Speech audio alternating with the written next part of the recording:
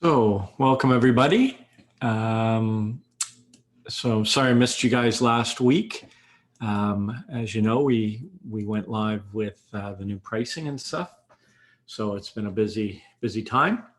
But today's session is going to be on affidavits of execution, when to use them, how to generate them, and any questions you have sort of related to that. We'll see if we can answer those. And first, I'll just show you sort of, give you an overview. It's a little basic, but we'll start right at the beginning. And so the first thing is that, of course, a will is valid without a affidavit of execution. It is just the means, just part of the evidence that is typically submitted when the will is submitted for probate. And there's no requirement that it be signed or done at the same time as the will. And in the old days, I guess many lawyers didn't even do affidavits of execution when they signed the will. Partially, I'm sure that was, for some of them at least, the idea that now you've got to come back to me and get me to sign an affidavit, and therefore hopefully I'll get the administration work.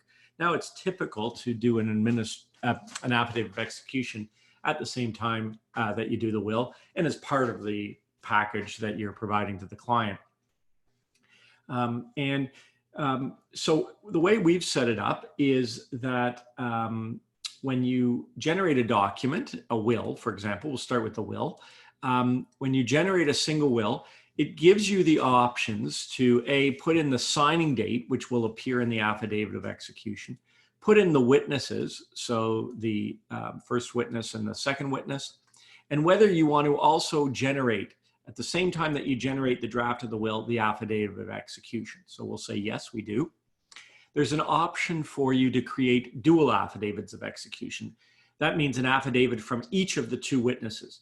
Typically, it is not required when you submit a will for probate that you need only one of the witnesses to sign an affidavit of execution. But this, if your practice is to include one from both witnesses, then you can do the dual affidavit.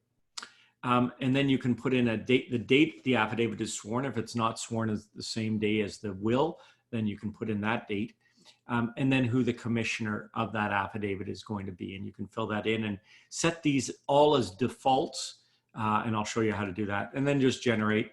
And here it's going to generate both the will and the affidavit of execution at the same time.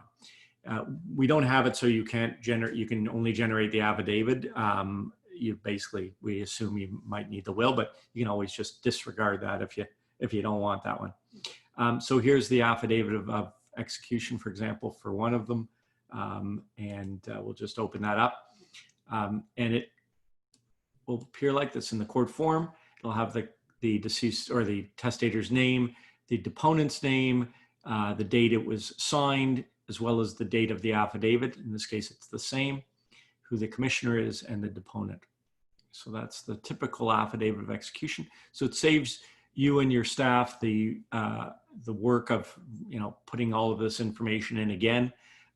It's going to be right, and that's your simple affidavit of execution. I often get the question, who can commission the affidavit of execution? Can one of the witnesses commission the affidavit? And it's my experience, there's nothing written about it, but certainly it's not unusual for a commissioner to be referred to in an affidavit. It wouldn't be unusual for that. And so similarly in this, you could have the commissioner be one of the witnesses. They can't obviously be the deponent of the affidavit. So if it's my affidavit, I can't swear it and commission it. But if it's someone else's affidavit that refers to me saying, oh, I was there with Jordan, well, that's fine. I can commission that affidavit. The exhibit to the affidavit, and I'll see that there's a chat here, so I'll get to that in a second. The exhibit to the affidavit, let me just pull up the affidavit again just to show you that, is the original will. So, and it's marked as Exhibit A. And the place for the exhibit stamp is on the back of the signing page. That's where you want to affix the exhibit stamp and to the actual back page of the original will. So that's that. let me just check our chat here for a second. Can a notary public in the United States function as a commissioner? I don't believe they can. I think you have to be the Commissioner for Affidavits Act sets out who can be a commissioner. And I'm not sure, we can do some research on that, but I'm not sure if that would include a notary public from the US. But we can find that out. It's a good question. Has anybody come across that? I usually don't have a problem with that because they're a notary, and I think I have seen that before. I'm just trying to think if the affidavit is sworn here, but the commissioner is in the US, might be a bit of a difficult. That was obviously never an issue really, but now with virtual commissioning, it's a bit of an issue. So that's the affidavit, and we have a slightly different affidavit, right? Because we have this idea of counterpart execution, where you're doing it by audio-visual communication technology. And so let's just do that. So here we're going to check off counterpart execution if that's how we're executing this will, and we're going to put in the names of the two witnesses, and we're going to include an affidavit of execution. And we'll generate that. Now, we do expect the government to continue to allow virtual presence and using audiovisual technology and counterpart. So it may be something that, and as winter approaches and we're unable to meet outside, for example, that might become more relevant for us than maybe we're doing. For me, right now, I'm doing almost all of my executions in person in my backyard, socially distanced, et cetera. Yesterday I had 4. I mean, so it's like, you know, it's a revolving door in a sense, and that's okay if you've got the space and you're willing to do it. But come November, it might be less comfortable. This is the affidavit for counterpart. And of course, for counterpart, you need one of the witnesses to be a licensee of the Law Society of Ontario. So then this confirms that it was signed by the testator, Exhibit A, and then the second document, the will, the copy that I signed as the witness, is Exhibit B.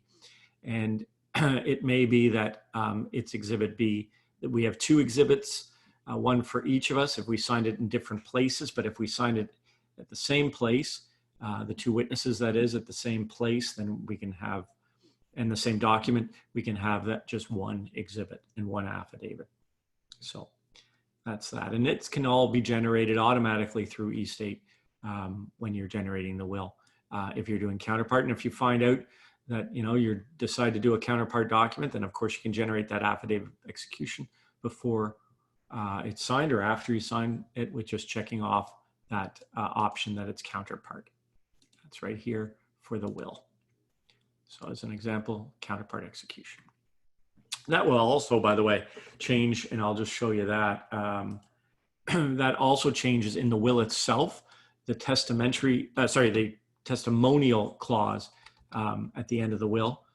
So it includes this language, and I'll just blow it up so you can see it a little bit better.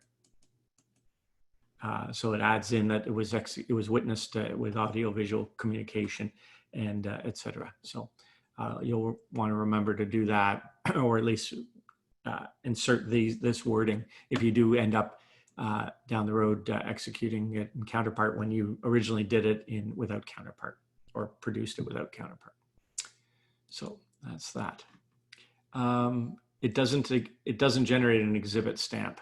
No. It would have to be on the back, and I don't know how to do that, actually. We can look into it, where you could print the back page of the last document with an exhibit stamp. Look into that. Right now, I just have a stamp that I use, and it seems to work well, but it's too bad it's not on the front of the will. It would work better. Anyway, good point, Mark. Thank you. So that's that. That's really, and we're all familiar with, you know, affidavits of execution and keeping them with the will. typically I would do 2 affidavits, sign them in duplicate. Obviously the will is the exhibit to both. And I just keep one in my file and give one to the client with the original will. That's typical for my practice, but there's no requirement for that. You could just do one and leave it with the original will, etc. So I'm just going to see if anybody has any questions about the affidavits of execution for wills. Anybody have any questions? Just so you know, for multiple wills, just before I get to any questions, you can just put in the names of the witnesses as you would normally do, and it'll generate automatically a affidavit of execution for the primary will and an affidavit of execution for the secondary will. It generates that automatically, again, trying to keep down the time that's necessary to do some of the, oh, I forgot to check off the, there we go. The affidavit, this is for the secondary will and the other one's for the primary will. So,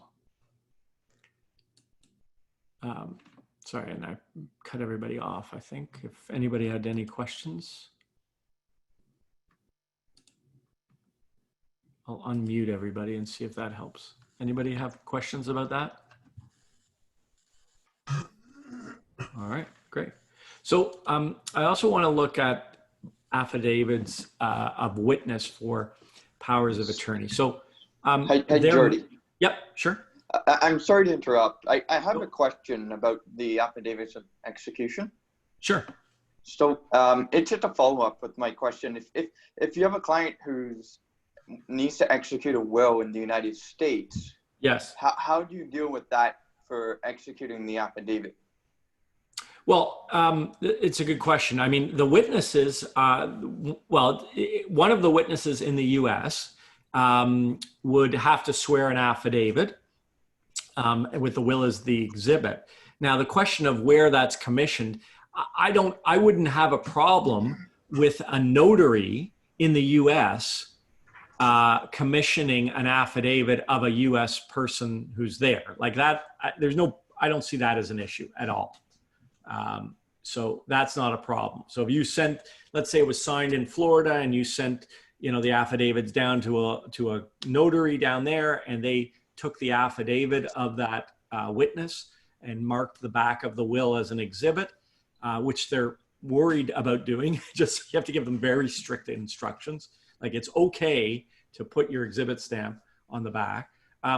That will be fine. That you will not have a problem there. I thought the question was more about having a commissioner in the U.S. take an affidavit from a Canadian who's up here by audio visual. If that's not what we're talking about, if we're talking about like a U.S. notary there, the witness is there, like, no problem. I don't see that as a problem at all. Okay, so the affidavit can remain the same. Yeah. You don't need to modify it because...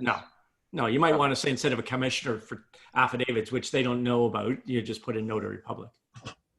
Okay. Yeah. Thank you. Not a worry. Yeah.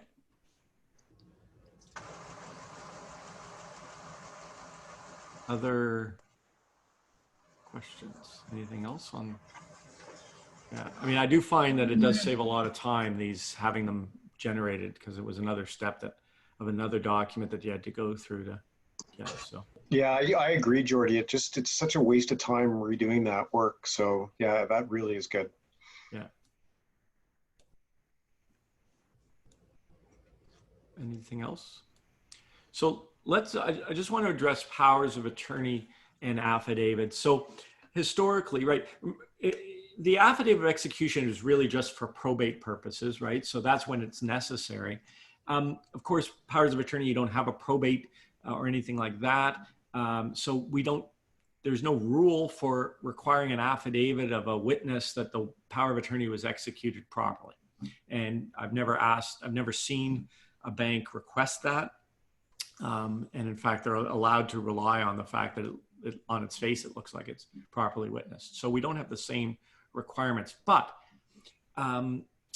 the powers of attorney, let's just go to a power of attorney as an example here. We're going to generate, but we're going to do a counterpart.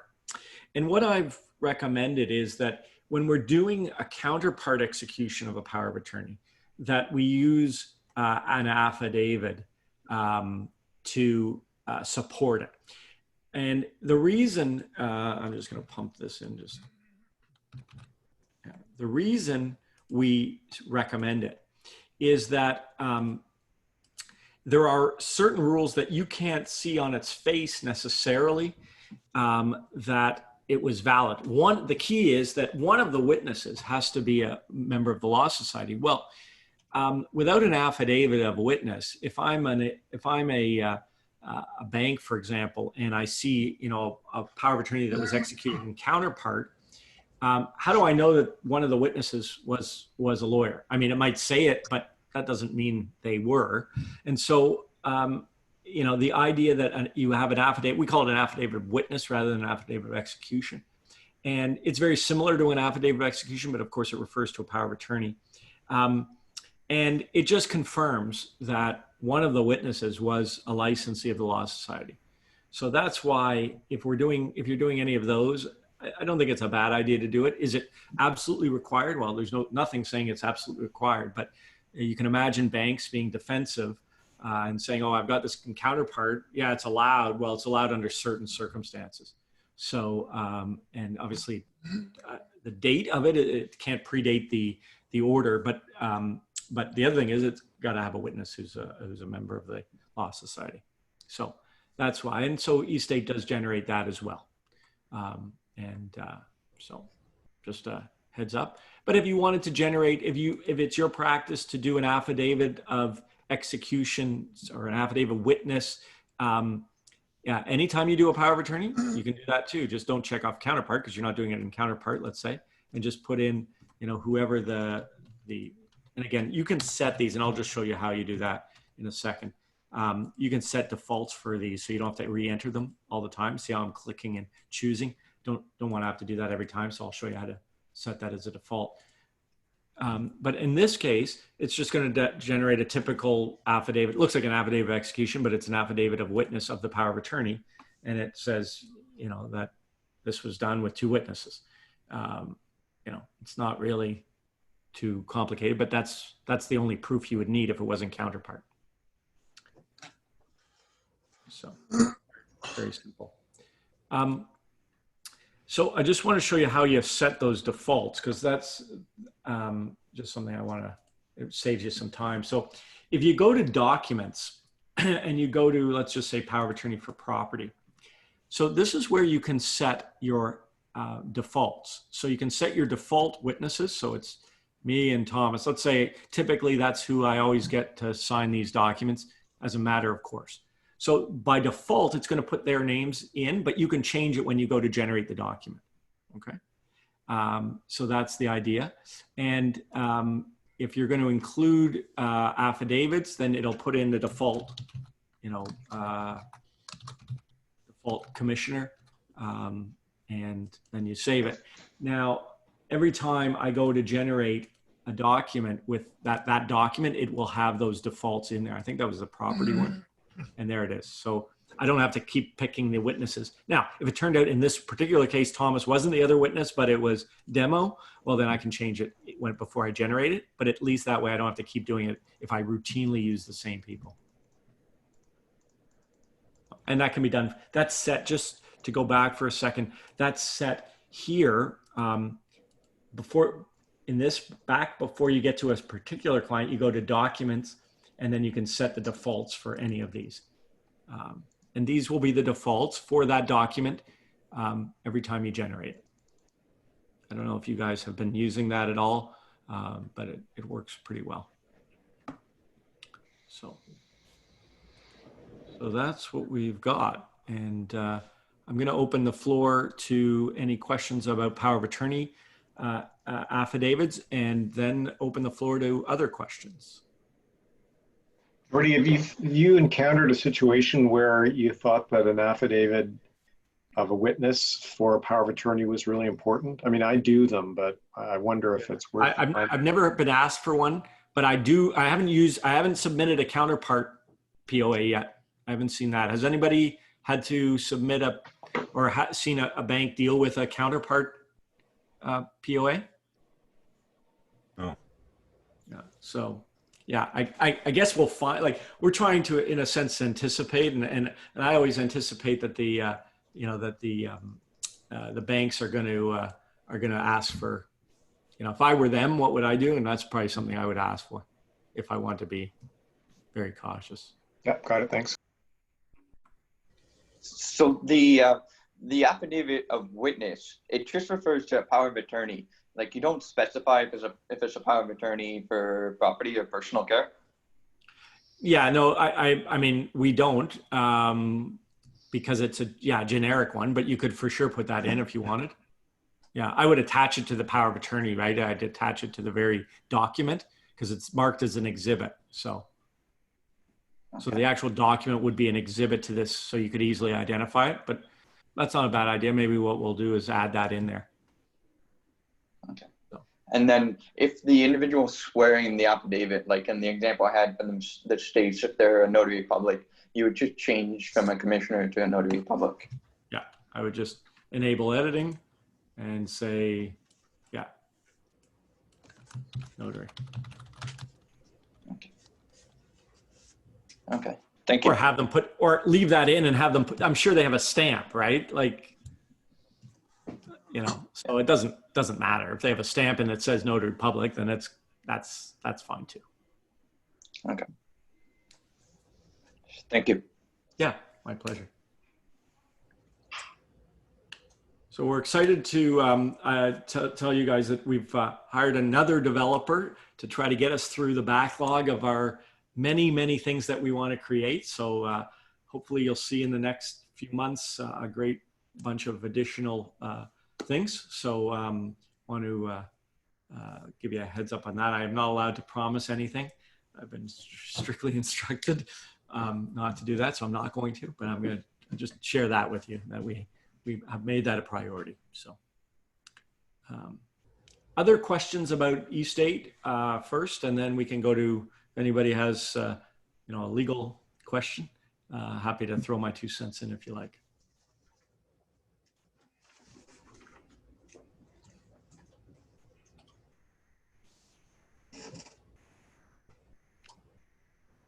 All right.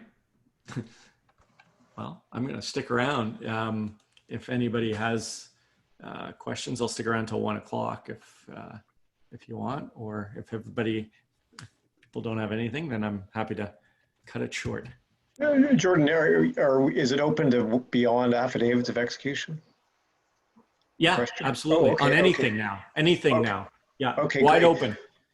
I have a couple of thoughts. One is just around forgiveness of debts, and I've had some good tips from the team, but where you put them in the will, and then the other one is just about the efficiency around residue clauses, because the options, like if you're drafting your will on your own, you might phrase it a certain way, and when you're working in the options that eState offers, sometimes, I've found myself kind of creating probably more work, more text than needed. So I just wonder if there's a couple. Yeah. So let me address those two things.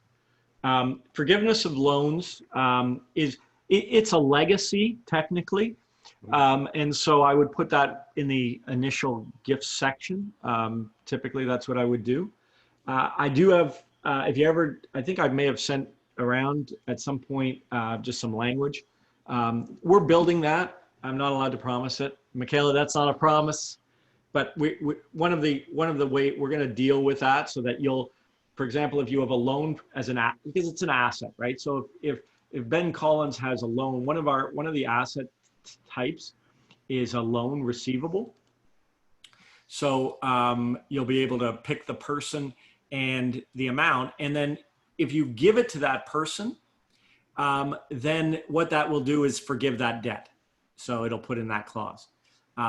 That's how we're going to structure it. But for now, the way you want to do it is just put it as an initial gift, and forgive the loan. That's one of those assets that if you're thinking about giving away and it's sizable, you might think about putting that in the secondary will. Because one of the types of assets that you can include is a non-arm's length loan. And so, because if you're not going to collect it anyway, it's still an asset. Just because you forgive it in the will doesn't mean it's not an asset for probate purposes. So you can obviously usually deal with it in the secondary will. And we're building some language as well about discharging of mortgages under the primary will, even if the debt is forgiven in the secondary will. But so there's some technical things we're working on to make it better for you and your clients as far as that goes. Let's talk about the residue issues. So tell me, if you take me through a scenario that you've got a problem with the wording, and because we're looking at trying to make it obviously flexible, able to accommodate any kind of gift, but then written in a way that makes sense. So do you have anything specific that you found troubling?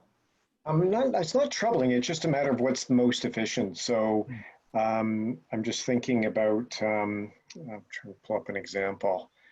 The templates are great that you have, but if, sometimes there's the opportunity to give it to, give the gift to someone and then give the gift to, if not them, then their issue or their children, and one could be per capita, one per stirpies.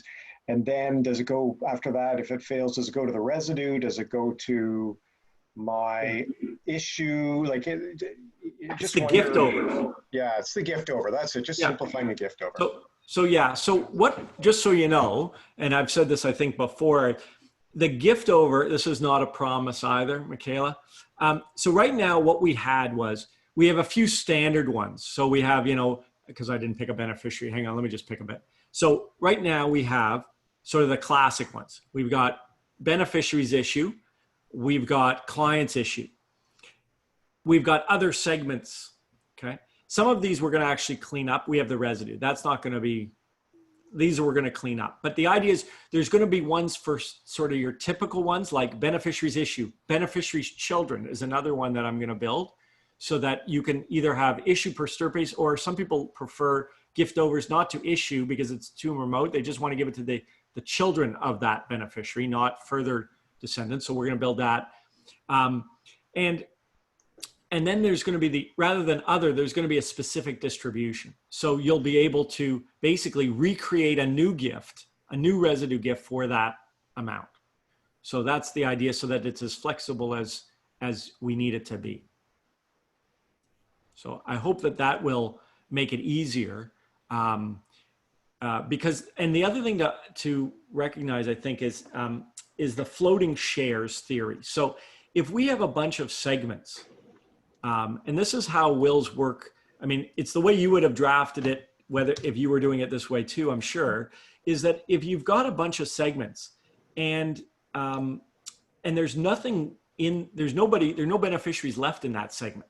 So in this segment, we give it to Laura. And in segment one, we give it to, grandchildren. Okay. Well, the way the will is going to work, you don't necessarily have to, if your instructions are, look, if I have no grandchildren, I want it to go to the other segment, for example. Okay. That's how it works. That's how it works automatically, because of the floating shares, because it's only going to create the number of shares that's necessary. If there are no grandchildren, that 50, and we talk about percent, but it's not 50%, it's 50 parts. That's not going to get created because it's not necessary, because there are no grandchildren to give it to. So, and that's, I guess, a warning that probably we should build in for just to help us remember that when you're dealing with segments, it says, look, create as many parts as is necessary. So we have no idea if we're going to need 100 parts or some lesser amount. Well, we look and we say, okay, if at least one beneficiary referred to below, deal with 50 parts. Okay, so if there's one beneficiary here and one, then we need 50 parts. Divide segment among those of my grandchildren. Okay, do I have grandchildren? If I have one grandchildren, then I need 50 parts, and it's all going to the grandchild. If there are no grandchildren, this clause, the clause before it says, don't create these 50 shares. Now we only have 50 shares, and they're all going to Lauren. Okay? That's how floating shares work. That's how almost every will is drafted.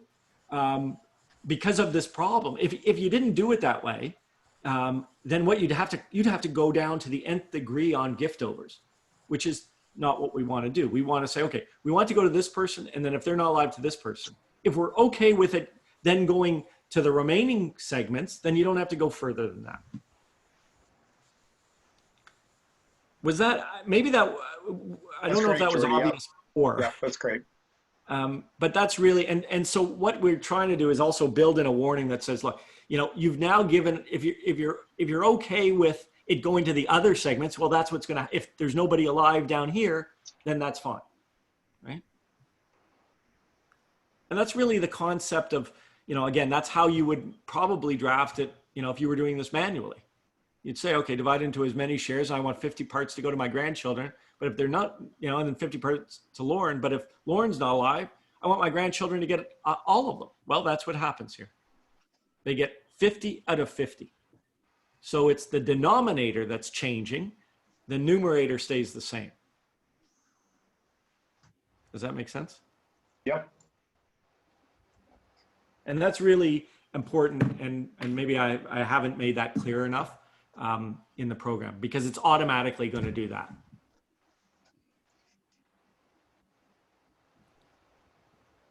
So,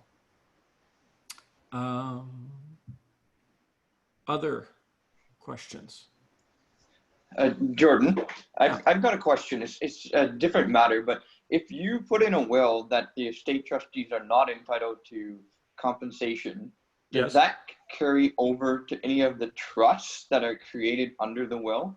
Yeah, because it's in our drafting, we talk about the powers of my trustees, and any person who may act as a trustee of any trust is governed by the section that says no compensation. So that's how we deal with it. If if you think that you want to be even more specific, and again, we're changing the way the compensation, your options for compensation are going to work.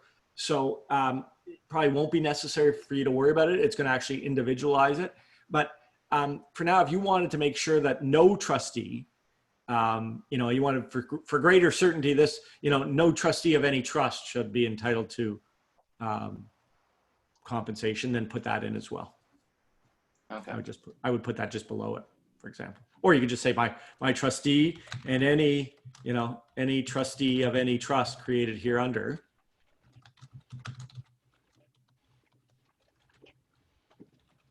or in this will, or whatever you want to, if you don't like here under, shall not be entitled, shall, whatever. So that's, yeah, if you want to, it's not a bad idea to include that. And again, that's something that we're going to actually change the way compensation is dealt with. You're going to be able to pick individually. So.